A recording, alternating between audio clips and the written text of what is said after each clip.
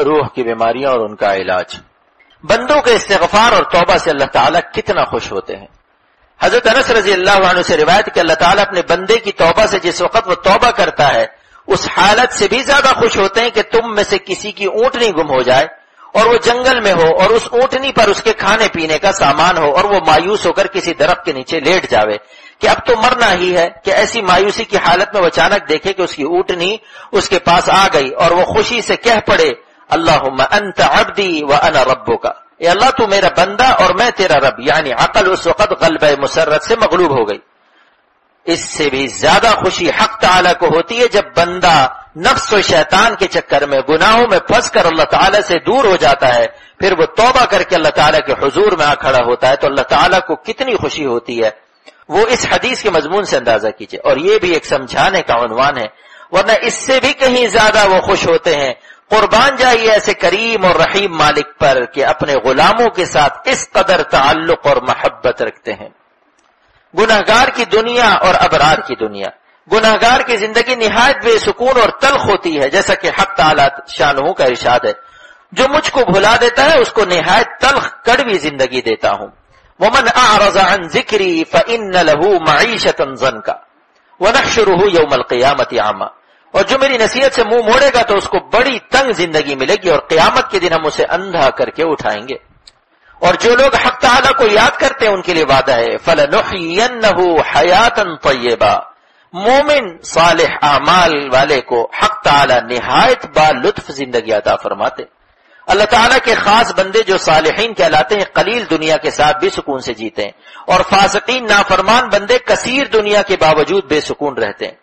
If کتنا ہے تاریک گنہگار کا عالم، اف کتنا ہے تاریک گنہگار کا عالم، انوار سے معمور ہے ابرار کا عالم، انوار سے معمور ہے ابرار کا عالم۔ مولانا محمد احمد صاحب، صالحین ان کے نام کی لذت سے ہر حال میں خوش اور سکون سے، جس حالت میں بھی ہوں دنیا کے حوادث ان کو حواس باختہ نہیں کرتے، ان کے دل حق تعالیٰ کے نام کی لذت سے غم پروف ہوتے ہیں، جس طرح آج کل گھڑیاں واٹر پروف ہوتی ہیں۔ احقر کے اشعار اسی مضمون کو پیش کرتے ہیں۔ ہر وادی ویراں میں گلستہ نظر آیا، قرباں میں تیرے نام کی لذت پہ خود آیا۔ ہر وادی ویراں میں گلستہ نظر آیا، قرباں میں تیرے نام کی لذت پہ خود آیا۔ ہر لمحہ حیات گزارا ہم نے، ہر لمحہ حیات گزارا ہم نے، آپ کے نام کی لذت کا سہارا لے کر، آپ کے نام کی لذت کا سہارا لے کر۔ زندگی پر کیف پائی گرچہ دل پر غم رہا، زندگی پر کیف پائی گرچہ دل پر غم رہا، ان کے غم کے فیض سے میں غم میں بھی بے غم رہا، ان کے غم کے فیض سے میں غم میں بھی بے غم رہا۔ اہل دنیا اسباب راحت حاصل کر لیتے ہیں لیکن راحت اور سکون تو حق تعالیٰ کے قبضے میں ہے۔ یہ سکون زمین سے مثل پیٹرول نہیں ملے گا، یہ آسمان سے اترتا ہے، اور جس سے آسمان والا راضی ہوتا ہے اس کے ہی دل پر اترتا ہے۔ حق تعالیٰ کا ارشاد ہے الا بذکر اللہ تطمئن القلوب، دلوں کو چین تو ہماری ہی یاد سے ملتا ہے، جس سے دنیا کی اکثریت محروم ہے، اسی لیے دنیا کی اکثریت سرگرداں و پریشاں و حیراں ہے۔ کوئی نالا کوئی گریا کوئی حیراں نکلا، جو تیری بزم سے نکلا سو پریشان نکلا۔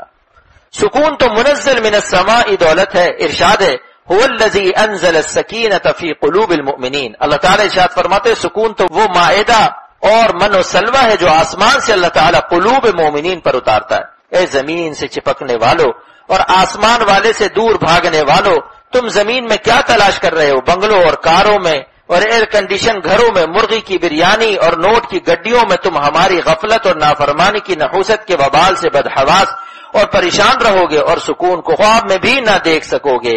ایئر کنڈیشن کمرے تمہارے کھال ٹھنڈی کر دیں گے لیکن تمہارے دل ہمارے بھیجے ہوئے حوادث اور مصائب اور افکار اور غموں سے گرم ہوں گے، اور ویلیم 5 کی گولیوں سے بھی سکھ کی نیند نہ سو سکو گے۔ برعکس جاؤ، بوریا نشینوں کو دیکھو جو ہمارے نام پاک سے مست ہیں، اور ان کا عالم دیکھو کیا ہے، وہ کیا کہہ رہے ہیں۔ خدا کی یاد میں بیٹھے جو سب سے بے غرض ہو کر، تو اپنا بوریا بھی پھر ہمیں تختے سلیماں تھا، تو اپنا بوریا بھی پھر ہمیں تختے سلیماں تھا۔ چوں حافظ گشت بے خود کہ شمارت، بیک جو مملکت کاؤس و کیرا، بویا دل بر چپرا می شود، ای زباں جملہ حیرا می شود۔ وہ سکینہ اور سکون کیا ہے جو اللہ والوں کے دلوں پر اترتا ہے؟ آئیے تفسیر المانی میں ملاحظہ فرمائیے۔